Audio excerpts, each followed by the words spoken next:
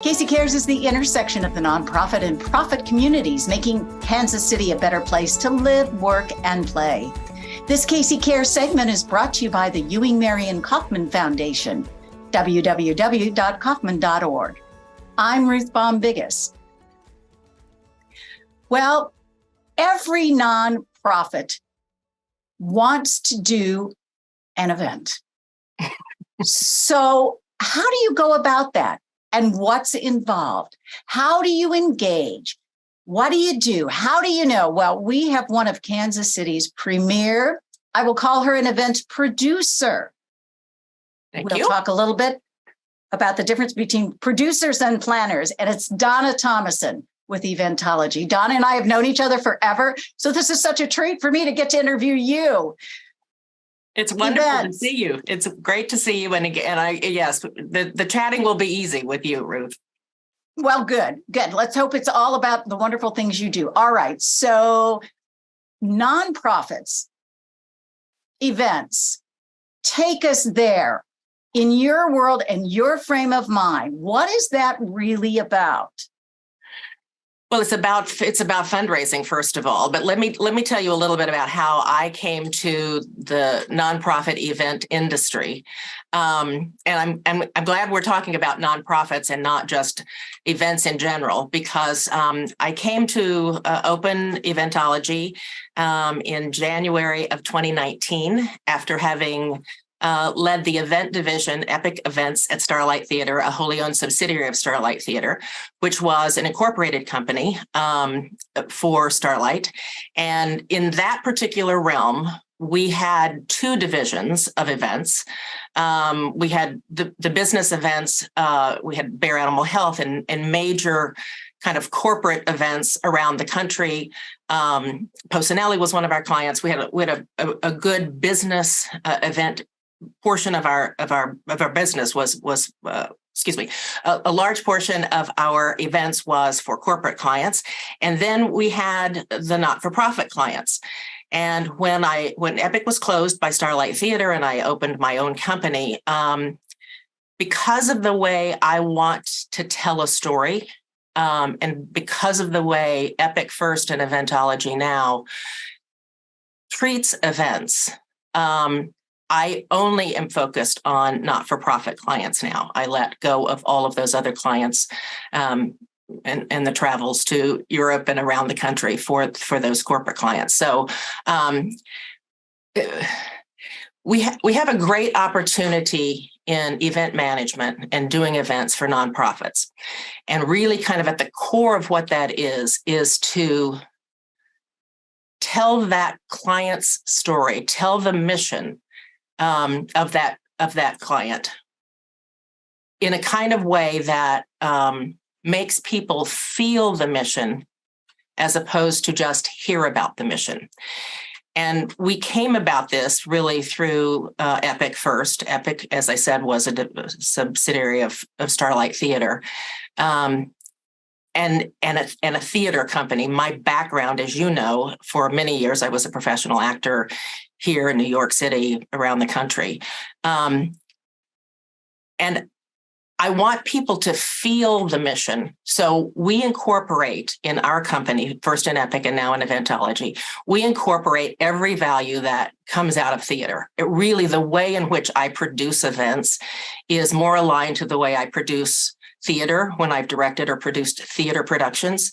There's a proper beginning, middle, and an end to a story in a theater. There's a proper beginning, middle, and an end to every event. One moment leads to the next.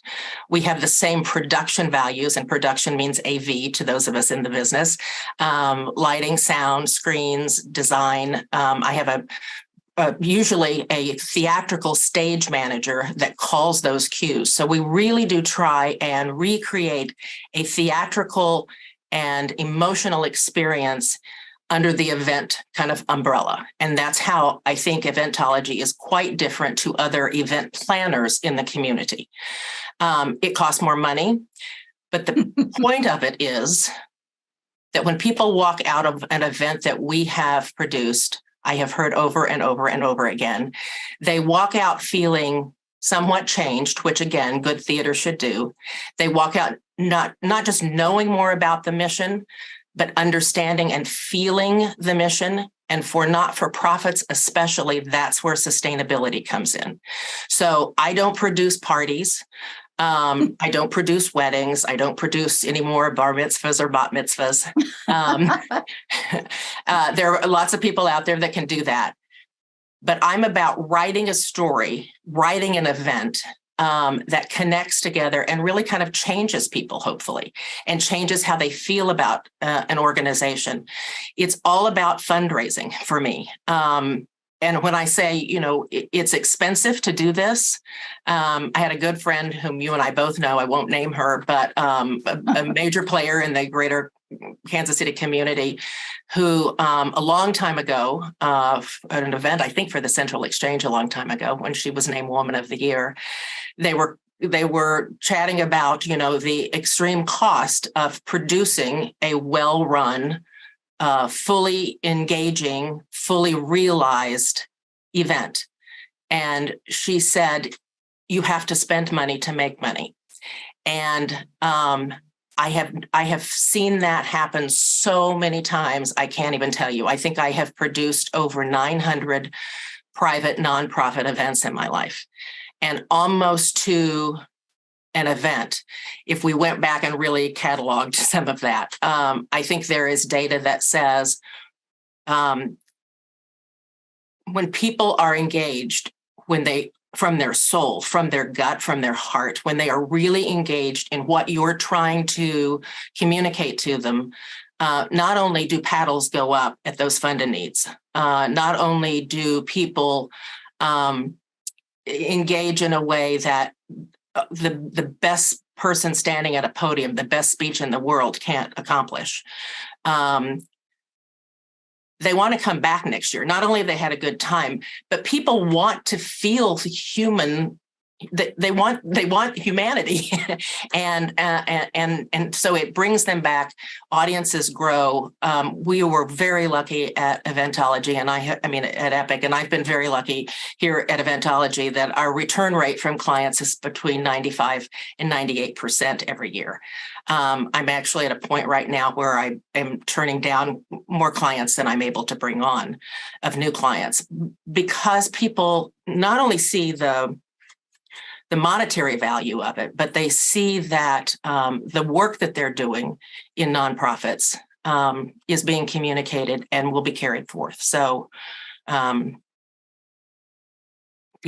nonprofits and yay fundraisers, and yay the people that are trying to do them and do them right. When you're working with a client, a nonprofit client, because that's all you do right now, how do you have those initial conversations? And by that, I mean, we can all go out and Google the top 5 things you should do when you plan an event. Right. So how do you do that where we all can learn from your expertise? The first question that I ask a new client, and as I said, most of my clients now are return clients, but the first thing I ask a new client is, what do you want people to know about you and feel about you when they walk out that they didn't know when they walked in? So let's jump to the end and see where we have to go. What's the end result you want? And then we backtrack to the beginning of the process of that. And it's a very long, really the better part of a year for most of my clients, 9 months at least. Some clients more than that, in how we get to their goal, besides a monetary goal. And I always ask that too. What do you want what do your net proceeds have to be? I find that in the not-for-profit world now in Kansas City, even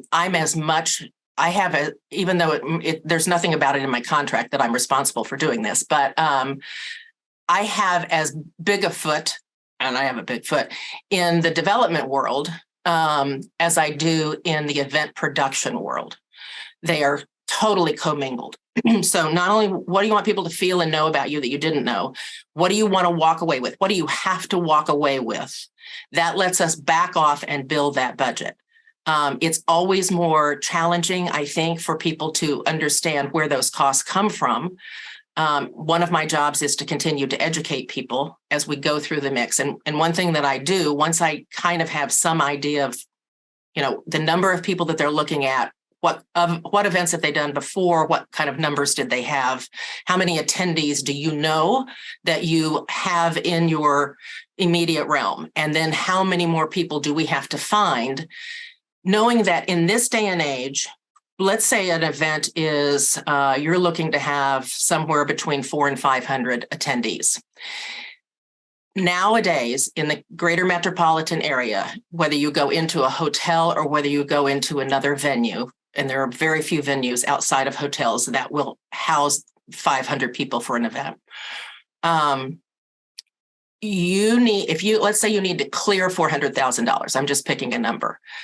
It's really difficult in this day and age to do a quality event where your expenses are not going to be between $150,000 and $170,000 expenses. With food cost, with production, with an event planner, with an event producer, with all of the other things that come into it. That's not bringing in a speaker, a talent, an artist of some sort. That is producing a quality event in this community in 2022, 2023. People that think that they can still do events for under $100,000, not that you can't, but you're looking at an attendance of less than 250 people, and you're probably going to have a hard time clearing more than 200,000 or 300,000. So, and that's really key to me, is finding out what do you have to make if you don't and be, religious about getting a budget put together. I put together a projection budget, and then I manage it for my clients, everything that goes into all of that kind of, that goes into that budget, and manage it through the period of time. And it's on a shared Google Drive, so they can always be looking at it at how I'm spending that money. And of course, there are addendums that, I say your production, and production is, again, AV, lighting, and all of that kind of stuff. The production company that we bring in, I work almost exclusively with Show Me AV Live. Have worked with them for a lot of years. They're separate from the in-house encores or production companies. But if you want that quality kind of look, feel, which is all such a part of theater, if you want us to be able to create those moments, you have to have quality production to do it. You have to have quality video production, which is separate from that, the standalone videos. You have food costs right now, bar, whether or not you have those kinds of things. All of that goes into that, and we have to manage that, always with our eye on the target of how do we get to that number? How do we create an experience in that room so that, especially when we get to those funding needs, and one thing that Epic became kind of known for were these, and kind of a signature of the company, were these mission moments that I write, which are, for lack of a better word, plays within the evening, a moment of real theater, of music, of testimonials, of sometimes video, the intersection of those in really emotionally letting people exist in the need for the not-for-profit and feel that to their core. And we are blessed to have some amazing stats on not-for-profits that have had that mission moment created for them and what's happened with their funding needs.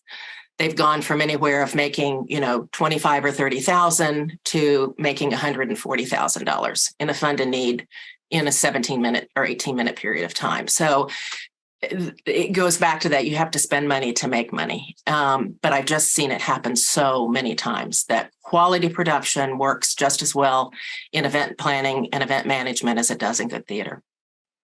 We're talking with Donna Thomason. She is the founder and CEO of Eventology, which is an event producing company versus just a event planner. All right, so I'm going to give you that opportunity. Tell us the difference. You've told us the theatrical and the approach and all of that, but what would you say is your definition of a difference between an event planner and an event producer? I think event planners, and I'm not a member of Meeting Planners International, MPI. We have worked with them a lot. I have worked with what I would call meeting planners. They're bright people that will do the logistics of event management, of putting on an event. So if in fact you want someone who will, most event planners know all of the venue lingo. They can get you into venues. They'll do all of the projections for food and bev. They work extensively with those in-house venue and or hotel catering managers, salespeople. They understand contracts, hotel contracts. They're terrific if you need ground transportation. All of the logistics of putting together a big event. Many of them have come from corporate America. There's some great meeting planners in town that one gal that I know that I worked with that was at Lockton, one that was at another law firm in town, and they go into private business for themselves. And they're terrific at handling the logistics. Oftentimes they will default to hotel AV or venue AV. That's a huge difference because not that they're not great people in hotel AV or venue AV, but they can't take it that step further to create the theatricality that supports what I call the show. I don't call an event very much. My clients are used to me saying, I haven't written that part of the show yet. But that's the biggest difference. Most event planners don't know the difference between a Lico and a Fresnel. Most event planners don't put together the audio bed or the music bed. I mean, I literally sculpt all of that from the time people walk in of what they're hearing, whether or not it comes from a live accompanist sitting off stage, what that music is. Every single element of our shows, of our events, are designed exactly like a production would be. And that's where, in that part of it, in the production part of it, that's where event planners have said to me, I have no idea what you're doing here. They also don't spend a lot of time, I think, in the development world. And a good friend, Gail Kriegel, whom I'm sure many of your viewers know, who's been very active in events and very active civically and was on the EPIC board, said to me a long time ago that one of the things that EPIC never did was have anything to do with development because we were the subsidiary of a not-for-profit. So I understood completely when they said, hey, we don't really want our subsidiary going out and helping to raise money for other not-for-profits. And that made good sense.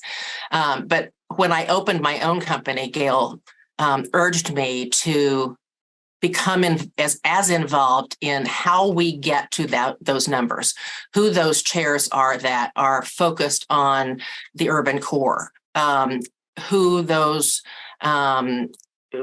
committee people might be that would be focused on this. What do they give? Who's receiving an award this year that I will know about because they're a client and somebody else talks about them and says, hey, maybe we should give this award to Joe Schmo. And I say, no, they're set up to get this award at this organization. So all of that kind of background stuff and all of that goes into how do we raise money? How do we engage the donor population?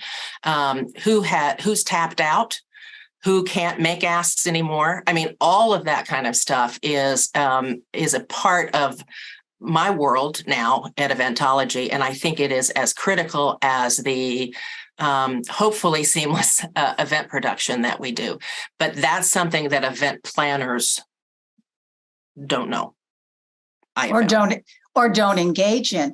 What, in your experience, you've produced, so you're obviously at those events, and I'm sure you probably attend some events when you have time.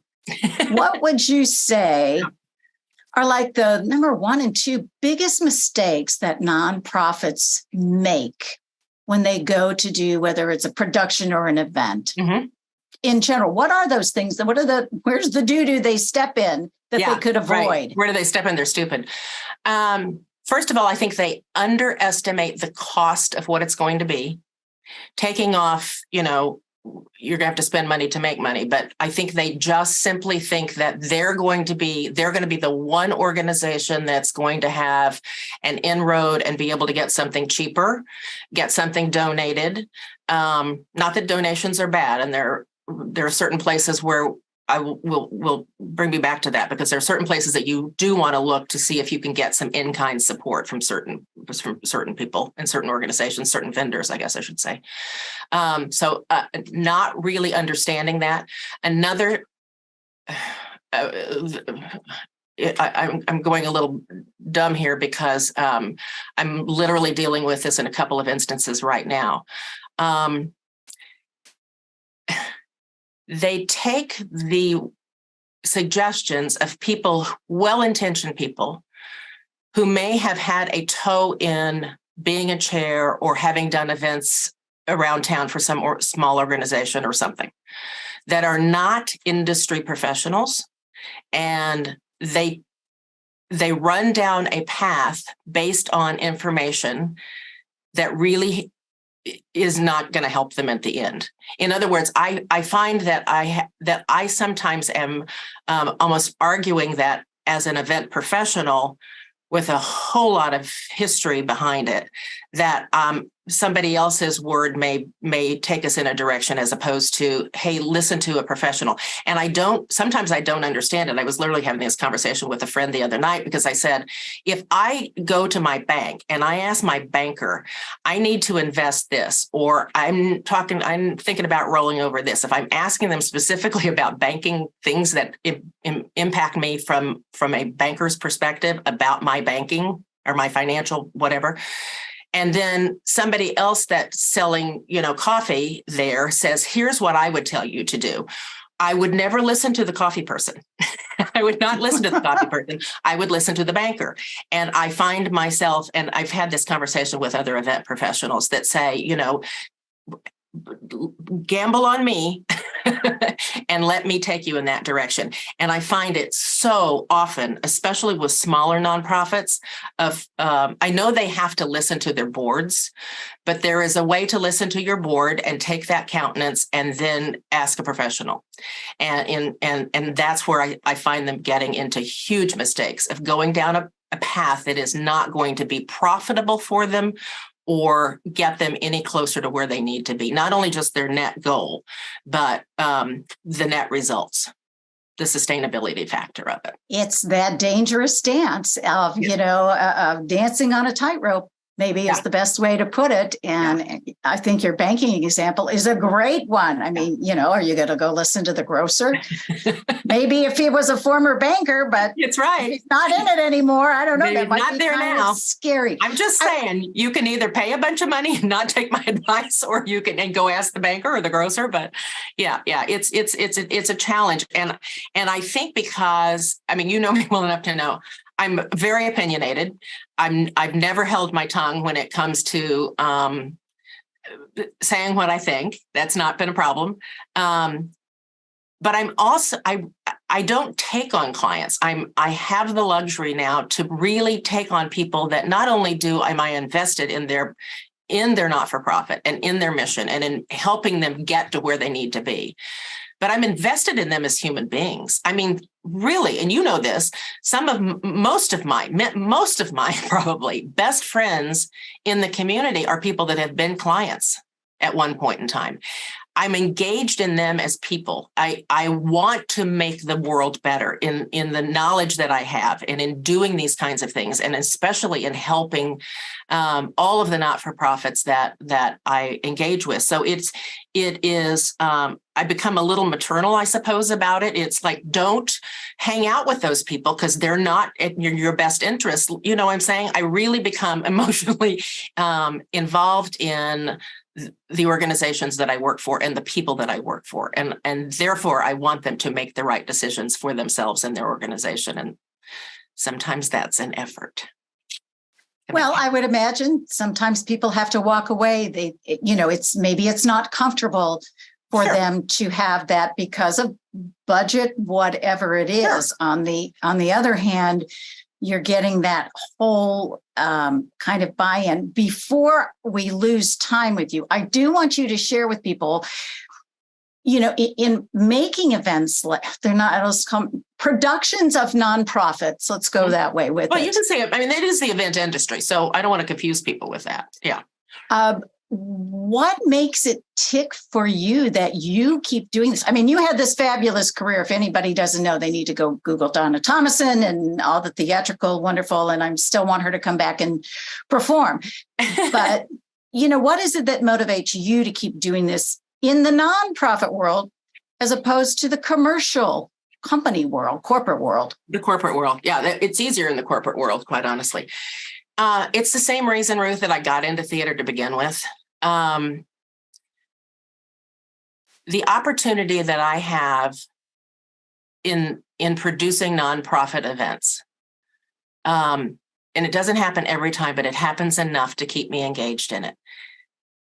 It's the storytelling. It is seeing the reaction to an audience, be they in a theater or be they in an event hotel. When people get it, it's that power that we have as actors to be able to, in the way in which we tell a story, in the way in which we commit to a story, to feel an audience change. You know that feeling of when you have you have the audience with you, when it is dead silent, and you can take that pause and it will hold forever because they're with you. I get that back. I get that again in productions, in event productions that work, that are right, that are, it's an opening night every night. we don't have a lot of tech time, but I mean, just as recently as I think 2 weeks ago Sunday, the Henry Block, the Jewish Community Relations Bureau, JCRB AJC dinner, where we honored Alvin Brooks this year with the Henry W. Block Human Relations Award. And I have worked for JCRB AJC for, I think this was my 18th year maybe in producing that event for them, maybe the 19th. And we've had wonderful events before. It's always a very well-respected, very well-attended, really lovely dinner. But this last one, by the combination of honoring Alvin and Alvin's